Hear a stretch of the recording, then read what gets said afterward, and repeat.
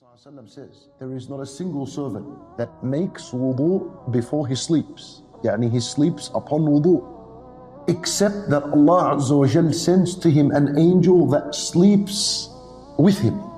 Yani this angel accompanies him, fi shi'arihi, he's stuck to his hair, on his body. Hadith sahih. And that the hadith would say, لا يستيقظ ساعة من الليل. This person doesn't move, any movement he does at night, except that the angel will say, listen to what he says, Allahumma ghfir li'abdika fulan. Oh Allah, forgive such and such a person. Why? Because he slept upon purity. He slept upon wudu, upon ablution. This is the purpose of wudu. So when you finish al wudu, what are you supposed to say after finishing the wudu? Well, there is 2 ahadith and 2 dhikrs that are narrated. Number 1, famous and common one, Ashhadu an la ilaha illallah, wa ashhadu anna Muhammadan Rasulullah, wa ashhadu anna Muhammadan abduhu wa rasuluh, Allahumma ij'alni min at-tawwabin wa ij'alni min al-mutatahhirin. A dhikr that is made up of 3 sentences. The first one is, Ashhadu an la ilaha illallah. This is called kalimatul tawheed in Islam. This first sentence, it cleanses your heart from a shirk. It cleanses the heart from all kinds of shirk. The major shirk and the minor shirk, all of its kinds. The second part, which is wa ashhadu anna Muhammadan abduhu wa rasuluh, cleanses your heart from al-bid'ah, from the innovations. Why? Because now you have made a testimony that Muhammadun Rasulullah, that the Prophet Muhammad ﷺ is the final messenger and servant of Allah. For the first part cleanses you from a shirk. The second part cleanses your heart from al-bid'ah, from innovations. And the last part, ij'alni min at-tawwabin, make me from among those whose tawbah is accepted. وَاجْعَلْنِي مِنَ الْمُتَطَهِّرِينَ, and make me from among those who are pure. Yani this third part, it cleanses you from al-dhunub, from the sins, major and the minor sins. And this is why, if one, whoever establishes and ensures this kind of purification, and such a person, in the end of the hadith, what did the Prophet ﷺ say? He said, the one who makes wudu and says this dhikr, what is the reward?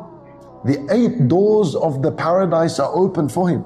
And Nabi ﷺ, he says in the hadith, shall I inform you of something that wipes away the sins and raises you in levels and ranks in the paradise? He said, perfecting the wudu during times of difficulty. What is meant by this hadith, when it's really cold, wudu is not done properly. Or when someone is in pain, maybe his wudu is not done properly. For Nabi ﷺ mentions in this hadith that one of the deeds that sheds these sayyat away from your life and raises your ranks in the paradise is performing wudu during times of difficulty. In this, the Nabi ﷺ says, there's a hadith, Uqba ibn Amir radiyallahu anhu. He came to his companions one day and he says to them, I want to tell you a hadith that I heard from Rasulullah sallallahu alayhi wasallam. I heard the Nabi ﷺ say, anyone who intentionally or deliberately lies against me, let him prepare a position for himself in the hellfire. That's how serious the hadith is. It's like he's saying, guarantee, 100%, what I heard was authentic and I would hold responsibility if I lie in this hadith. He began the hadith and he said, a person from among my nation, he wakes up at night, he finds it difficult, he struggles, he puts so much effort to get up and make wudu.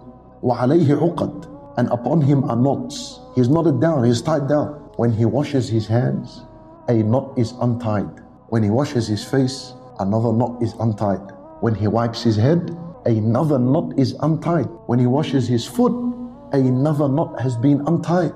Then Allah subhanahu wa ta'ala, He says to those who are behind the curtain, He says to the angels, look at this servant of mine. Allah Azza wa Jalla is proud with the actions of this servant. He shows his actions off to the angels. And he says, look at this servant of mine. يُعَالِجُ نَفْسَهُ إِلَى الطَّهُورِ. يُعَالِج comes from al-mu'alaja, treatment. If you have a wound and someone is treating it for you with no anesthetic, how difficult that is. This guy that's making wudu, that's the kind of pain he's feeling in his wudu when he gets up from his bed. Look what Allah says. Anything that this servant of mine asks, anything he asks, I am going to grant him his request. And he does it twice. Twice, and ulama, they said, Allahu alam, that the first time is anything he asks of worldly affairs, I'll give him. And anything he's going to ask me of hereafter affairs, it is going to be for him as well. This is the reward. He hasn't even prayed yet. So he's in a position to ask whatever he wants from Allah, and Allah will give him. Imagine he followed that up with 2 rak'ahs.